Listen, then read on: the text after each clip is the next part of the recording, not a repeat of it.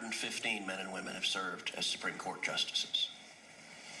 The position to which you have been nominated is extraordinarily important.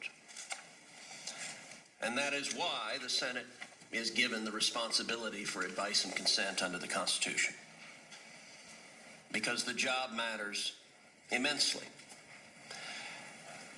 Supreme Court confirmations were not always controversial. In fact, Bushrod Washington, when nominated to the Supreme Court in 1798, was confirmed the very next day. So what changed? Well, what changed is starting in the 1960s and the 1970s, the Supreme Court's role in our society changed dramatically. The Supreme Court became a policy-making body rather than a merely judicial body. Just a moment ago, my colleague, Senator Klobuchar, said we should consider the Supreme Court's place in our democracy. Well, starting in the 60s and 70s, the Supreme Court decided its place in our democracy, at least too many justices, was to set aside the democratic decisions of the people and instead to mandate the policy outcomes they themselves supported. Our Democratic colleagues want the Supreme Court to be anti-democratic. Our Democratic colleagues get frustrated with the democratic process. When they can't pass gun control laws because the American people don't support them, they want unelected judges to mandate those same laws instead. Law after law after law that they can't get through the democratic process, the Democrats have decided it's much simpler to convince 5 lawyers in black robes than to try to convince 330 million Americans. That is why Supreme Court confirmation hearings have become so contentious, is because the Supreme Court has arrogated to itself a responsibility the Constitution doesn't give it, which is to make contested policy decisions and take them away from the American people. Now, what should this hearing be and what should it not be? Well, you've heard a number of members on the Republican side of the aisle quite clear on what it should not be. This will not be a political circus. This will not be the kind of character smear that sadly our Democratic colleagues have gotten very good at. And it's important to note, a couple of years ago I was doing my weekly podcast and I was on with a noted liberal intellectual who made a comment, something to the effect of, well, both sides do this. Both sides smear Supreme Court justices. And I was forced to laugh out loud and say, look, I understand that's a pretty good talking point. It just happens not to be true.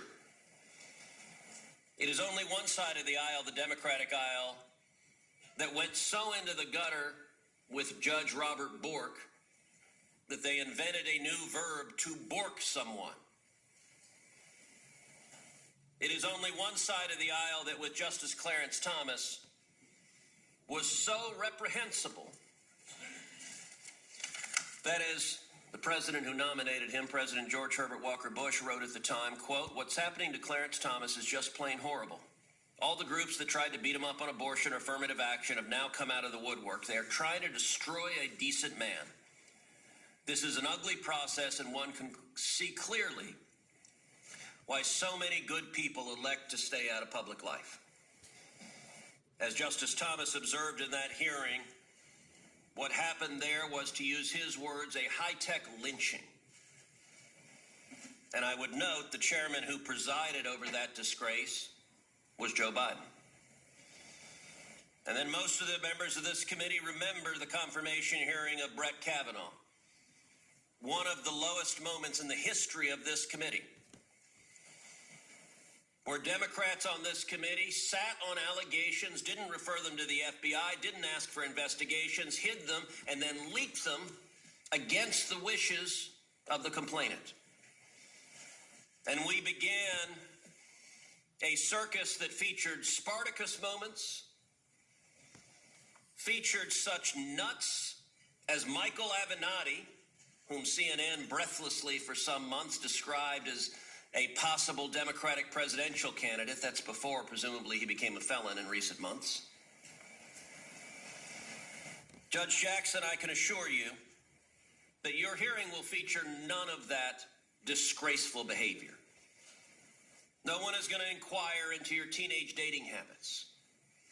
No one is going to ask you with mock severity, do you like beer?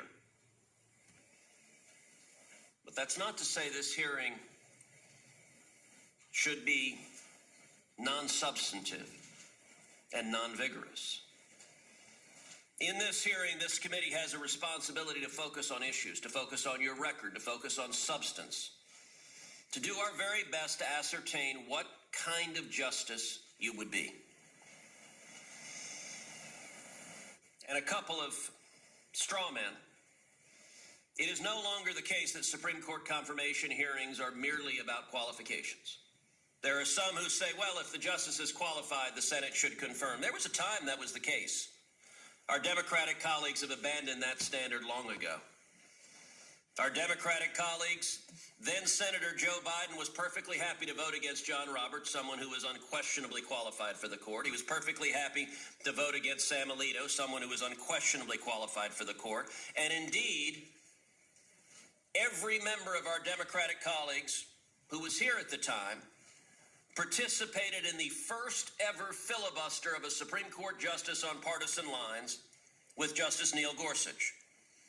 They did so for someone unquestionably qualified, but they had a political agenda, and so every one of them happily filibustered Justice Gorsuch. Likewise, it's not about race. We will see Democrats in the media suggest that any senator that is skeptical of your nomination, that questions you vigorously, or that dares to vote against you must somehow harbor racial animus. If that were the standard, I would note we are sitting on a committee where multiple members of this committee, the senior Democrats in the committee, happily filibustered Judge Janice Rogers Brown, a very qualified African-American woman nominated to the D.C. Circuit, and they did so precisely because they wanted to prevent Judge Brown from becoming Justice Brown, the first African-American woman. Joe Biden was among the Democrats filibustering the first African-American woman nominated to the D.C. Circuit. The senior Democrats on this committee also filibustered Miguel Estrada. As the staff for Senator Ted Kennedy said in writing at the time, the Democrats filibustered Miguel Estrada, quote, because he is Hispanic. They were explicitly racial. If you are Hispanic or African American and you dare depart from their political orthodoxy, they will crush you, they will attack you, they will slander you, they will filibuster you. So this is not about race. It is, however, about issues and substance, and I got to say, I agree with Chairman Durbin. Chairman Durbin quoted Paul Simon, and he said, history will judge, quote, did she restrict freedom or did she expand it? I agree with that. The reason the American people care about the Supreme Court is it is integral to protecting or taking away our constitutional rights.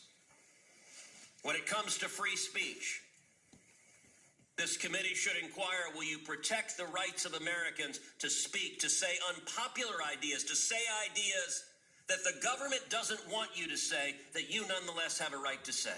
Will you protect freedom or restrict it? When it comes to religious liberty, will a justice vote to protect your right to live according to your faith and according to your conscience?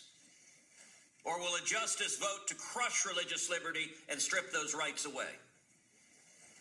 The Second Amendment, will a justice vote to defend your Second Amendment rights to keep and bear arms, to defend your family, to defend your children? Or will a justice roll over to the Democrats that want a disarmed citizenry? The right to life. Will a justice protect the rights of the people, the rights of state legislatures to enact laws protecting innocent life, protecting unborn life, stopping abominations like partial birth abortion? Or will a justice view her job as a super legislator striking down all such rights?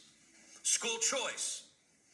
Will a justice protect the rights of kids to get a quality education, or will a justice legislate from the bench and shut down school choice programs across this country? And crime. We are seeing murder rates, carjacking rates, crime rates skyrocketing across the country, in significant part because political Soros-backed district attorneys, because of Democratic efforts to abolish the police, And part of the Democratic effort to abolish the police is nominating justices that consistently side with violent criminals, release violent criminals, refuse to enforce the law, and that results in jeopardizing innocent citizens. So all of those questions are fair game. Will you follow the law? What does your record indicate? Will you protect the rights of every American citizen, regardless of race, regardless of party, regardless of views? That's what the focus of this hearing should be.